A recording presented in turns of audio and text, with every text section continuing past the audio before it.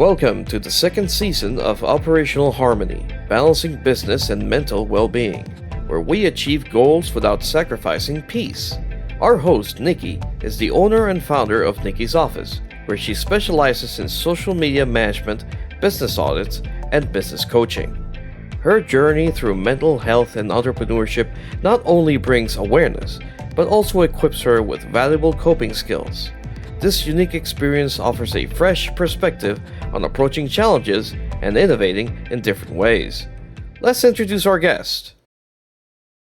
Hi everyone, my name is Jyoti. I do go by Geet and I am a author. I cover mental health in my romance books and I will be talking a lot about mental health in a workplace today. Okay. Yes. And you speak about mental health in your books. So what kind of books do you write? So I write romance novels and most of my characters, well, almost all the characters in the book are Punjabi characters due to a lack of representation of Punjabi culture in literature. Okay. I might have to get a link to one of your books later because that's like the only type of book I read. Perfect. But so what made you decide to start putting mental health in your book? I'm very passionate about mental health. I think it is something that a lot of people in my generation and the upcoming generations talk about more than the previous generations did. And I suffer with anxiety and PTSD, so it's something that I definitely am wanting to. Basically, when I started writing, it was like a way of healing. So everything that I learned, I like to put it in my books. So here and there, you'll see like a quote that might stick out to you or something, but that'll be from my therapy session. It'll be something my therapist told me that I want to share with everybody. Okay. You said you wanted to talk about mental health in business. Right. What happened? So, long story short, I guess we do have time for a long story. So, I got hired in July of 2024. It's finally February. I feel like January took forever. So, 2024. And the person that hired me was somebody that was a friend. We had met at a yoga studio and I was jobless and she was the CEO. So she took me on as the HR assistant and I'm working perfectly fine, all this. Then I realized that, like, hey, I have a master's degree and I'm the least paid person here. So I kind of wrote to her like an email that says, hey, I have a master's degree. I'm the least paid person. I would just like to be treated as equal as everybody else because people without a bachelor's degree are making $30 an hour, right? And I was making like $18 an hour, $20 an hour after the 3 months ended. And everybody else, like even without a BA, were making $30 an hour. So I asked to be treated equally. I sent that email out, and that response was a disciplinary warning. So imagine my surprise when I opened my emails just asking, like, hey, can you treat me as equally as everybody else? And imagine my surprise when it's like, here's your warning, like a written, this is your level 1. It's not even, hey, I'm giving you a warning. No, here's your discrepancy. So I was really surprised by that.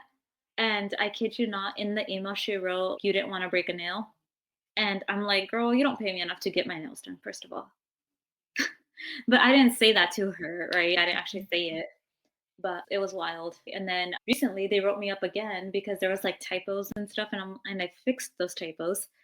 So I kid you not, actually today, February 1st, I went into the Google Drive of the workspace and I clicked the little clock that says edit history. And so they wrote me up January 23rd. And January 27th, they fixed like the template and everything. And when I was there doing the offers letters, they're like, the template is wrong. And I'm like, this is the template you guys gave me, right? So I took a screenshot of the edit history. So when it was edited. So it was like, yeah, that was a setup, obviously, right? So there's a lot of pressure for me to quit, which I have written my resignation letter, but I haven't sent it. I want to see what they do. So thankfully, like yesterday, I was able to be lucky enough to get another job offer.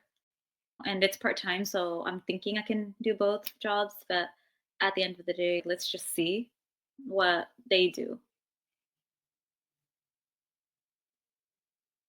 You got written up for saying, "Hey, everybody's making more than me, and I have more degrees than them." Yeah. I literally Now, said your I wish friend even talking to you? no, I wrote it in email, so I have it as written documentation. Mhm. So yeah, right now I kid you not, like this weekend, the past weekend, and just like these past weeks, I've been going through all my emails and just downloading and downloading and downloading because I'm like documentation after documentation. And my therapist, he, like I mentioned, I suffer with anxiety and PTSD. So he did write an accommodation letter that says I have like she has to work remotely. And the thing is, we've been working remotely for 6, 7 months, so it's not like the job can't be done remotely, right? So now I'm just like trying to figure out what is going to happen if they refuse the accommodation letter. Like, what happens after that? Stuff like Are that. they trying to have everybody go back to the office? And that's what the email said, that all admin work will be done in office now. Okay. So I approach mental health maybe a little bit different than a lot of people nowadays do. Yeah. Probably because I've had to silently just deal with it for a lot of the times because Yeah. of abuse and different things like that. So I understand that anxiety can be a all-consuming thing, but and I understand that working in that environment, especially if they're going to write you up for stupid stuff, Yeah. may not be the best choice. Pushing yourself out of your comfort zone Hmm. is always a good thing. Oh, yeah. There is a such thing as not too far, right? Yeah. You don't want to do it until you're like in the hospital. That's how bad it got. But Yeah. you want to be outside of your comfort zone. I'm not sure about anxiety keeping you home from work. Look, this is me. I work from home, right? Like Yeah. I have my own business and this is how I do things because I do have problems with working in a place. Mostly mine is I can hear everything, so I Mhm. know every conversation going on around me, and that Yeah. doesn't usually lead to me being able to get things done.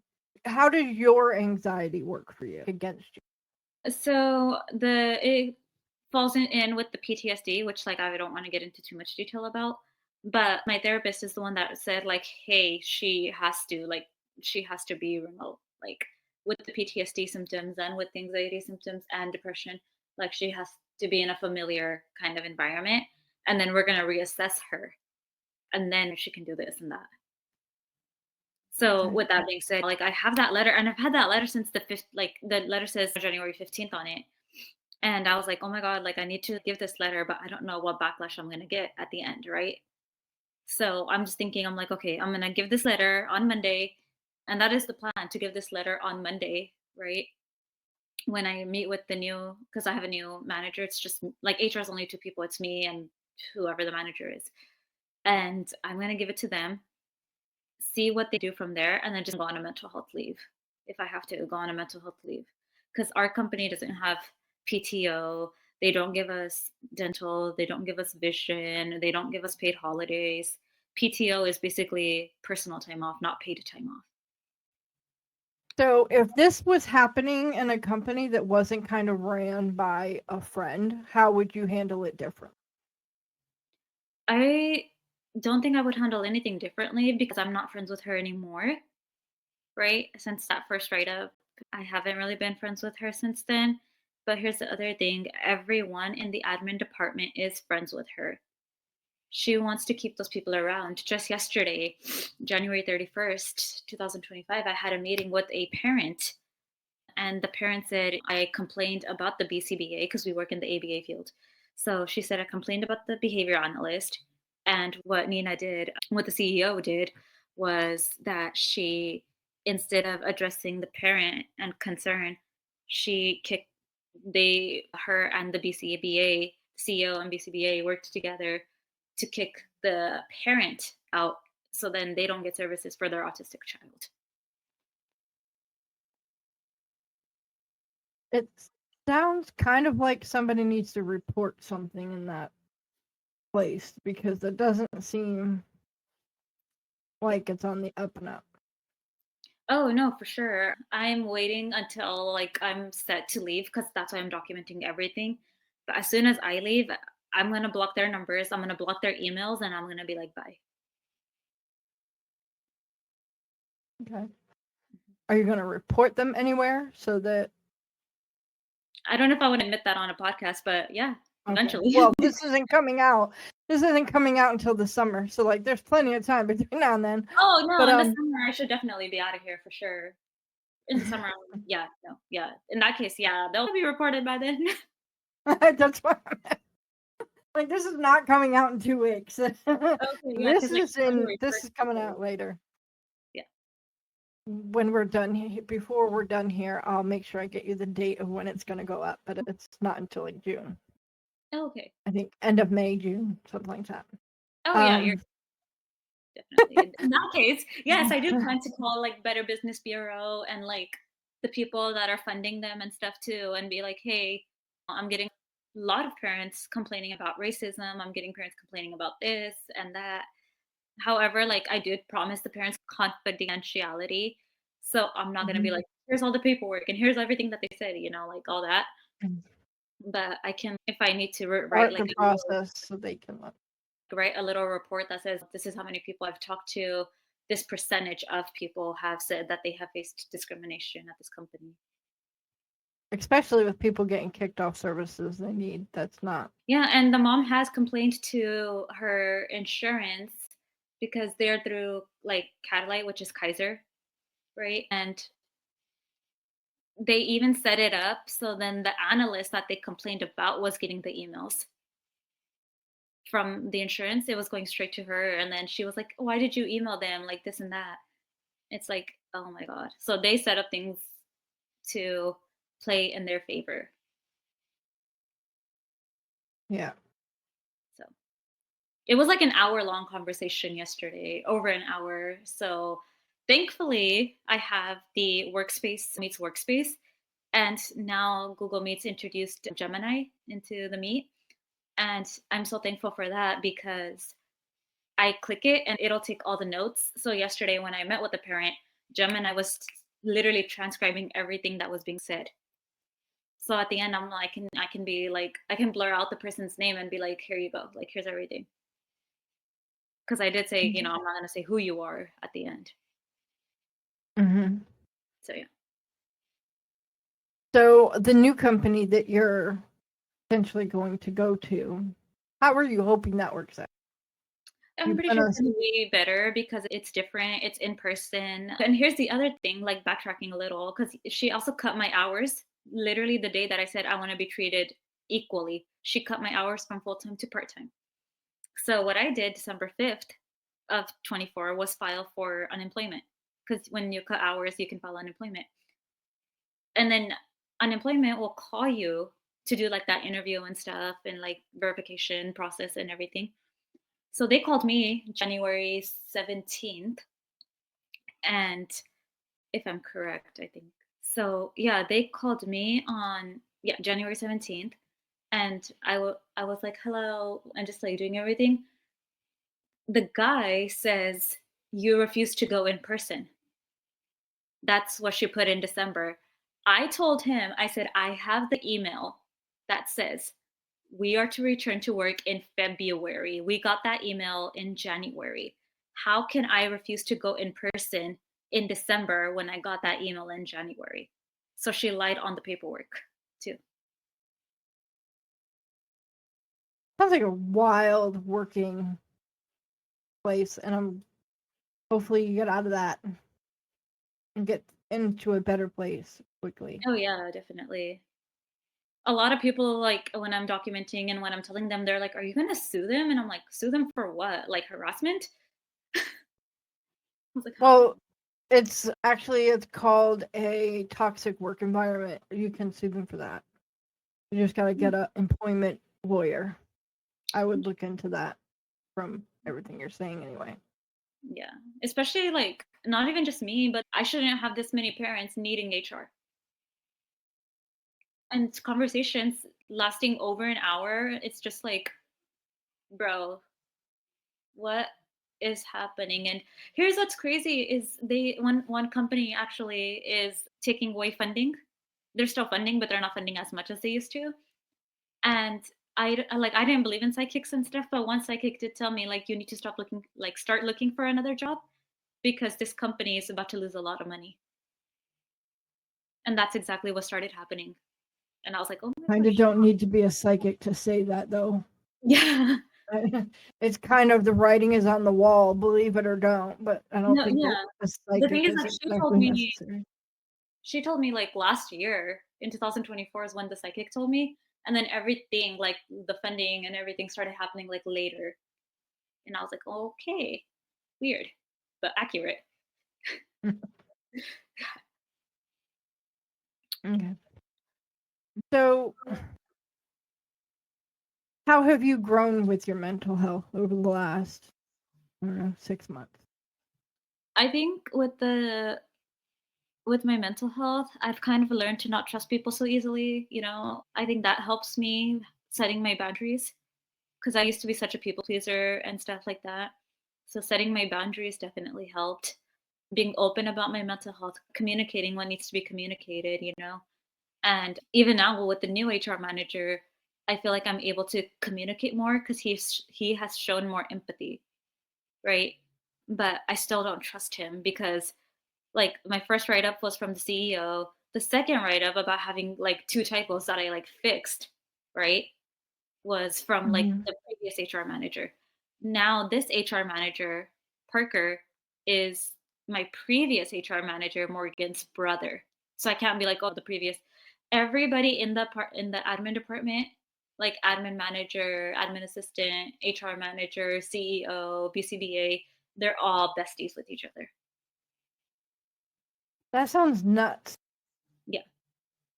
And that's why they want to kick me out because I don't like kiss the CEO's ass. Like I don't kiss Nina's ass, right? Everybody else will. I'm the type of person to be like, excuse you, this is wrong. And that's why they're trying to kick me Mhm. out because I'm not molding the way they like, I'm not shaping the way they want to mold me into be a bad person, technically. I can't, it's against my conscience. So, what are your next steps? So I think my next steps basically like are to do research, how you just mentioned, do some research, keep documenting everything, reach out to more parents if it comes to that, reach out to our RBTs and say, hey, have you faced discrimination? Have you faced harassment? Because two of them actually worked on the case of the parent, like some of the parents that I've talked to. And one of them literally said, keep me, like she sent an email that said, keep me out of your drama to the admin team. Because what the BCBA did was like to the parent that was the one that I was talking to, one of them was Black. And our BCBA said, "Oh yeah, like so and so doesn't have any more hours, so she can't come to you, or that she's leaving the company, this and that."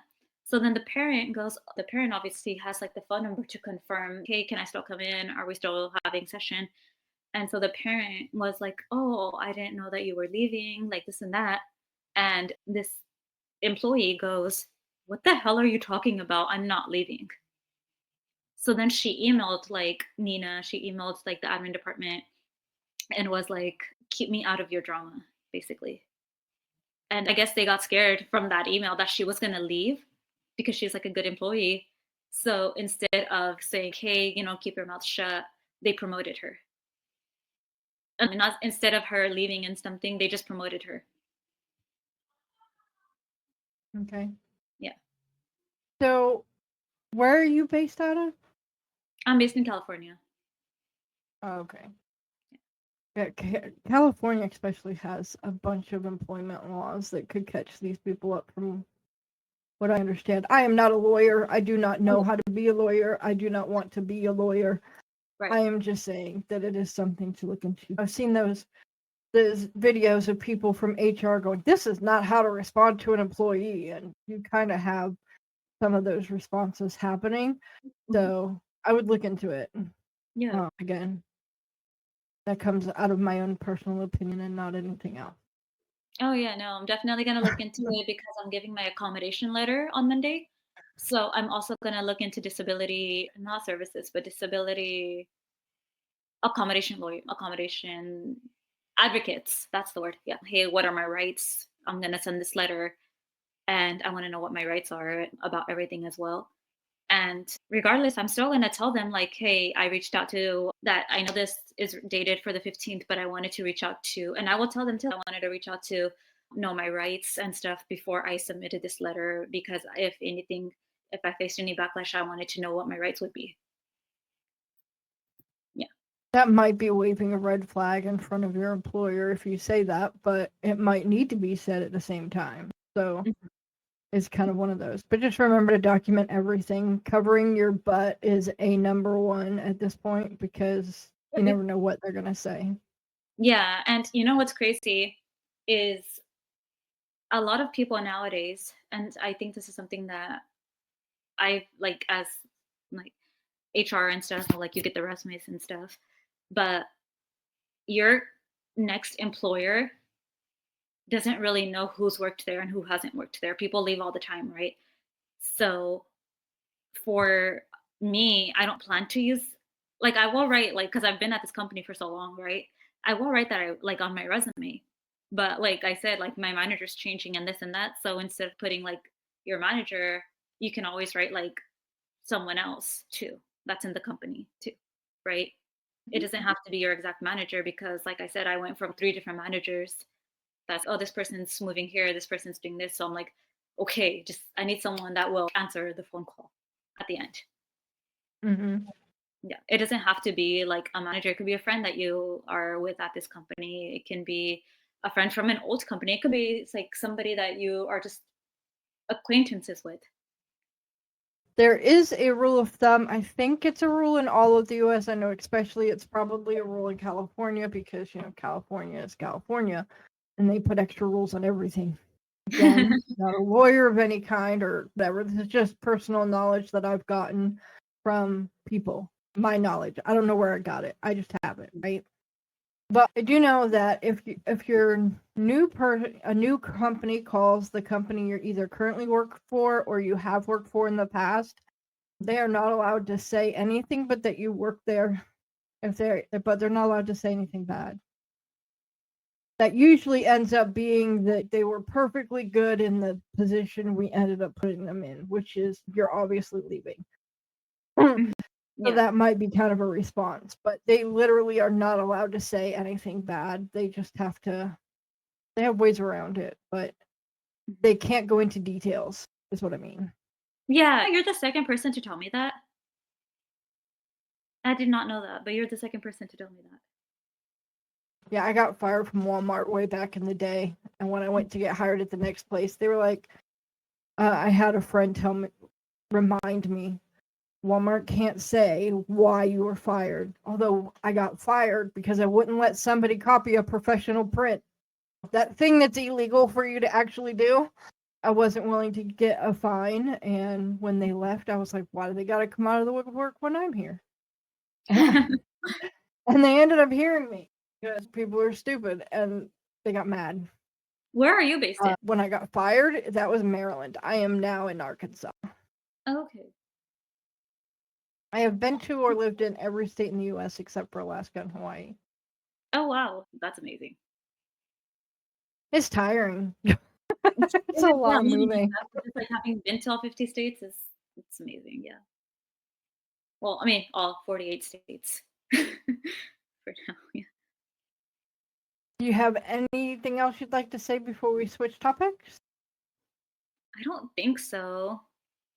I would just say, like how you said, CYA. That's what my therapist told me. He said that in his law and ethics class, the number one thing you learn is CYA, which is cover your ass, which is exactly what I'm doing. Everybody learns that in some form. Everybody learns that in some form or another. One mistake leads to you going, okay, that'll never happen again. I'm covering my tail the next time. Right. Hey, everyone. Thanks for sticking with us. Before we dive into our next topic, I just want to take a quick moment to remind you to like this video, subscribe to our channel, and hit that notification bell. That way, you'll always be the first to know when a new episode drops. And we want to hear from you. What topics are you most excited about? Drop your thoughts in the comments below. Your feedback helps us create content that you love. We've got some exciting stuff coming your way, so don't miss out. Now, let's switch gears and jump into our next discussion. We're going to talk about the reality of entrepreneurship and what no one tells you. So I have my business that I have, and it's been going great for what? 18, 19, 20, 22, 3, 4, 8 years-ish.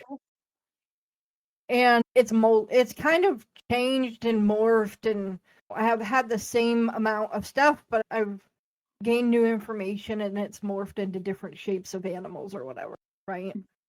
So when I first started out, I was just helping somebody as like a personal assistant with a roofing company.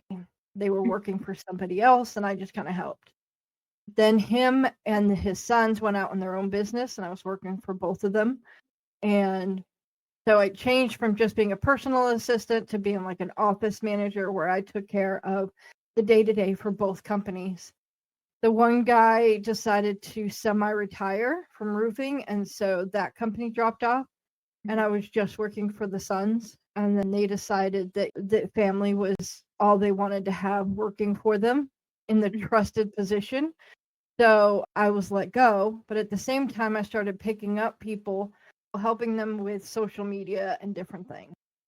Because I have been so malleable and kind of gone with the flow, my business has not, as of yet, been in any kind of danger of going under because I just start doing something else and I get more people to help. I don't Right. look at it as I work for anybody. I help people and they pay me too. That's enough to actually pay bills. Sometimes not, but I have a pretty steady income coming in. Right. One of the things when you're working for yourself, if you're not malleable or if you don't have I'm the jack of all trades, right? Right. I know how to do a lot of different things so I can keep my thumbs in a lot of different pies, right? Mhm. Some people are a one-trick pony. They know how to do one thing. And Right. if that one thing all of a sudden isn't bringing in the clients anymore, then their business fails because it's not there. Mhm. Or some people grow. Like I am willing to grow and hire people to be working with me, but I know that I have to be at a certain point before I do that. Some people grow too soon, too fast, and too big, and the company kind of folds in on itself because the structure's not where it needs to be. Failure is common among entrepreneurs. Oh yeah. If you have the skill set and the knowledge, you would hope that everything you touch would be the Midas touch, right?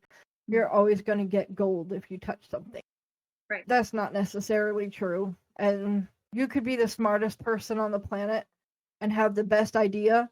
If you take the wrong steps at the wrong time, or even if you take the right steps at the wrong time, then your company could fold. Mm-hmm.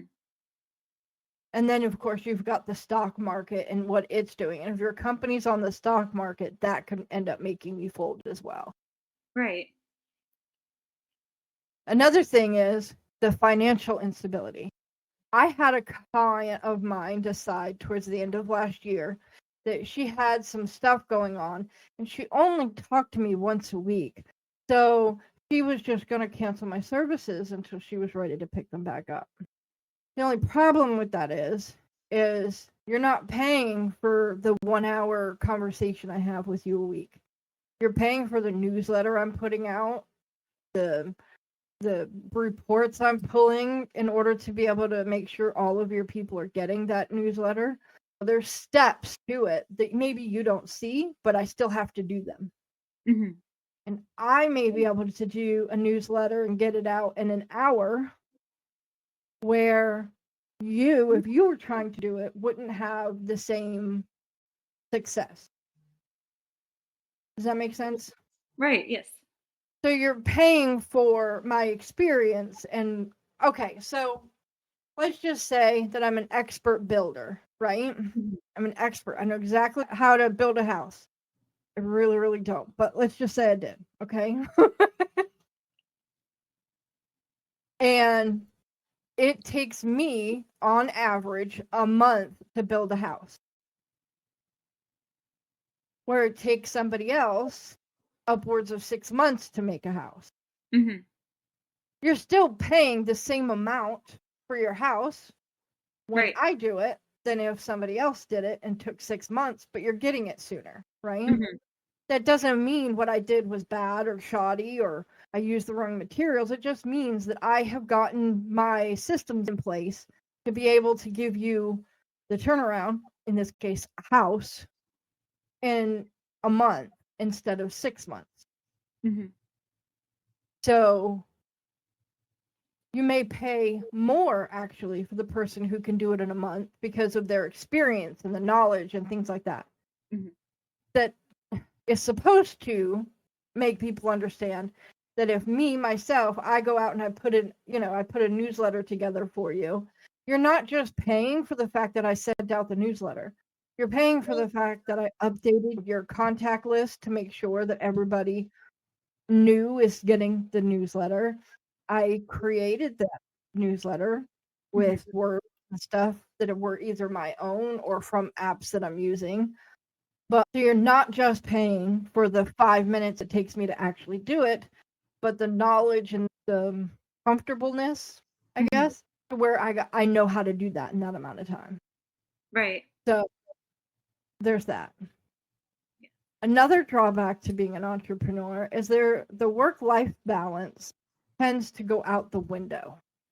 Right. I can sit here and say all day long, I have a great balance. I know, no, I have friends who I game with because I'm a big gamer.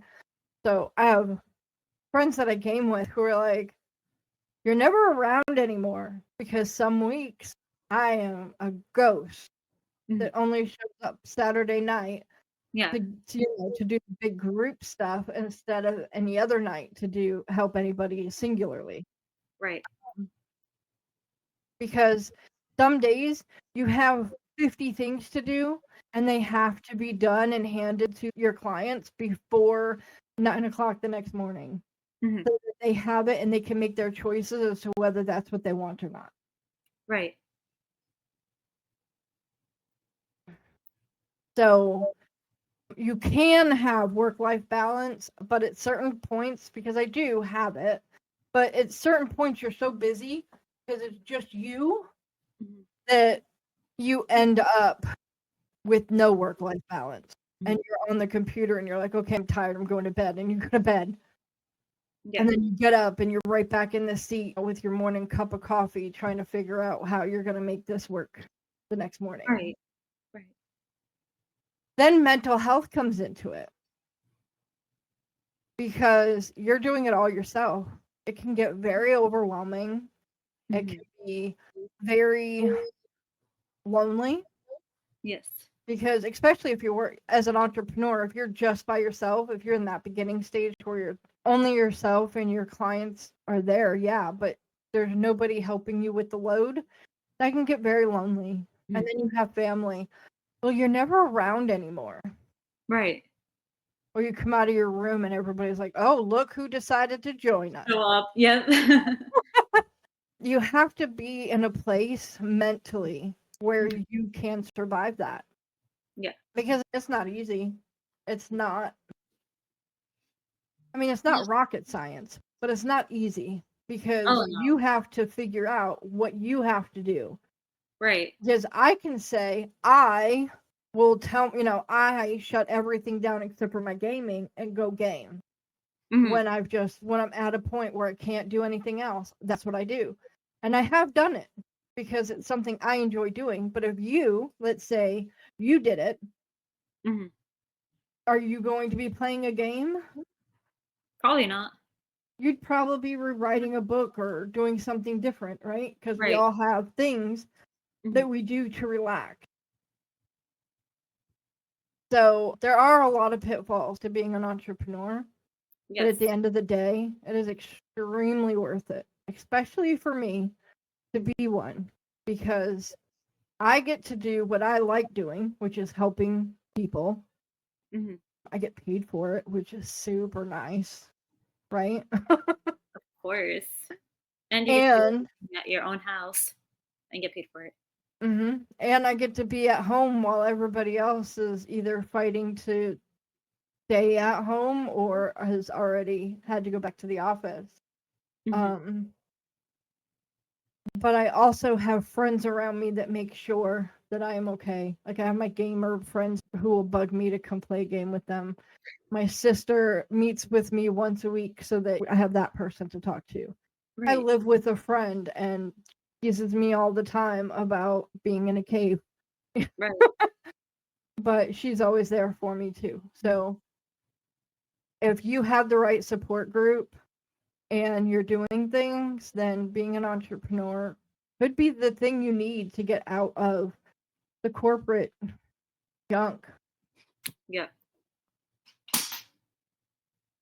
Was that a mousetrap? I have no idea. Okay. So, do you have any comments on what I've said?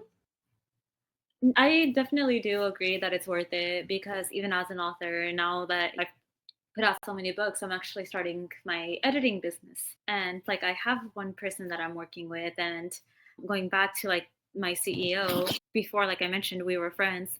I actually worked on her thesis for her because I had my master's, she was doing her PhD. And I would did all the editing, and I had like 2 people, positive feedback. And it's still worth it because in the end, once you have your testimonials, it gives you that push to go forward and get more people. Do you have any overall comments or? No, this was fun. I liked it, yeah.